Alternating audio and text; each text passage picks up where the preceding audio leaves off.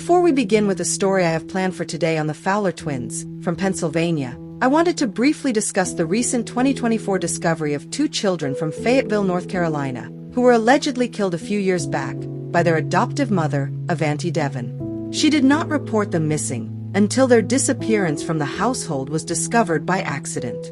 London, the older sibling, had not been seen since 2019, and brother Blake not seen since 2022. In a big way, it relates to the story I'm going to share, due to the fact that those North Carolina children were never reported missing by the parent. The disturbing case of the Fowler twins from Pittsburgh that we're going to talk about in a minute or two were never reported missing either. Before we talk about Fowler twins' disappearance, let's first review what we know about London and Blake Deven and the horrible crime and murder that their mother, their adoptive mother, Avantae Deven, committed upon those kids. Avantae Deven, a North Carolina mother, who at one point adopted 5 children. 2 of those children were London and Blake. All of the children lived in terrible conditions, starved most of the time, beaten and isolated. Not given medical care. Daughter London disappeared first, then Blake a few years later. Not one report was made that they were missing. Where was child services in all of this? After they vanished, the school would have known they weren't attending. What does the record show? Why no one, not even a distant family member or a school, reported the kids missing just doesn't make sense. Recently, this year, when police responded to a mental health crisis at the Deven household, a son living there told the police he had not seen his brother Blake in several years. This led to questioning the last known sightings of those 2 siblings. After a full-blown investigation and search warrants being initiated by the Fayetteville police, it was learned that Avantae Deven forced another child to help her hide the remains of Blake. Not much is known yet if she had helped hiding the body of London years prior. Partial remains of 2 children were found, including human remains in a burn barrel. It was discovered that they were dismembered as well. Avantae Deven is charged and waiting in jail for trial. Another one, the Orrin and Orson West case, relates in a way to the situation of the Fowler twins that we're going to talk about.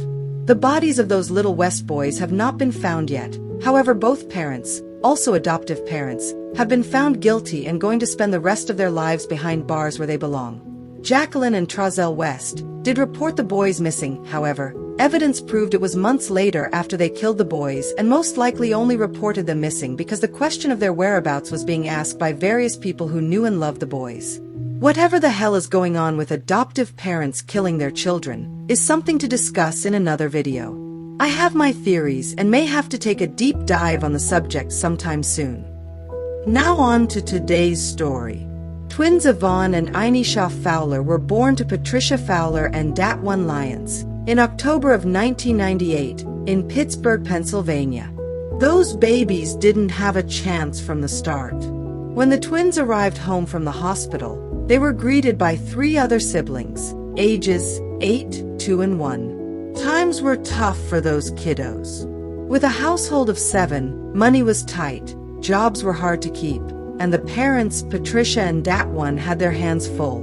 The following year, 1999, brought yet another baby into the house, and again in November of 2000, a 7th child was born to Patricia. That November, shortly after the newest baby in the Fowler family arrived, Yvonne, who was 2 at the time, was burned very badly by scalding hot water. Due to the severity of his burns, he was hospitalized from November 30th until December 13th, when he was discharged.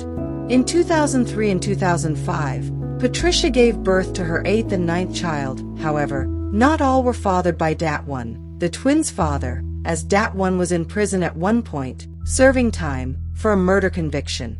Apparently, sometime in 2003 or 2004, the twins Yvonne and Inesha were seen by other family members, but no one else can confirm seeing the children after that time. They would have been around 7 years of age if that sighting is correct.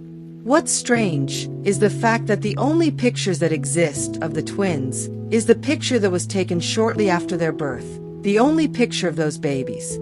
Again, the only picture that exists of those precious twins is their newborn picture. What a shame, a horrible situation from birth for these little babies.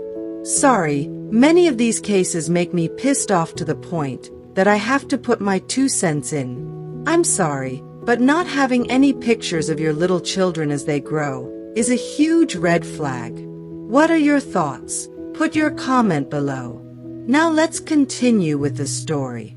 Child services were involved when Yvonne was burned in 2000, however, after that, with numerous visits to the house on truancy issues. Throughout the following years for various Fowler Children and Youth Services, also known as CYF, didn't have a clue that the twins were unaccounted for in the household until the summer of 2016. On June 20th, the police were dispatched to the Fowler home at the request of the Allegheny County Children and Youth Services to assist them in removing all of Patricia's children for medical neglect. In 2016, there should have been 6 children under the age of 18 living in the home. Many of her children had previously known medical issues and needed continued medical care through specialized doctor visits. This was something very serious that Patricia neglected to follow up on for her children, and she as the parent had a history of this type of medical neglect. So Child Services decided it was finally time to remove the kids from Patricia's care. The fact was, only 4 children were in the home. There was no sign of the twins anywhere. At that time, the twins, Yvonne and Ainisha, would have been 17 years old.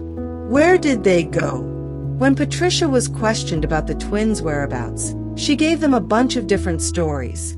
Oh, they went to North Carolina to live with family friends. Another story was that she sold them. Another lie she told was that another friend named Cheryl stepped in to help her with them, then suddenly moved away to Georgia.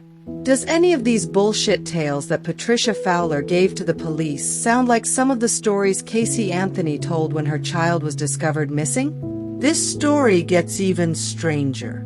About a month later, during the investigation on the whereabouts of the missing Fowler twins, a Facebook message and a cellular text were sent to the police, claiming to be Yvonne. This person claiming to be Yvonne said he and his sister Ainisha were alive and well living in the southern United States and wanted to be left alone.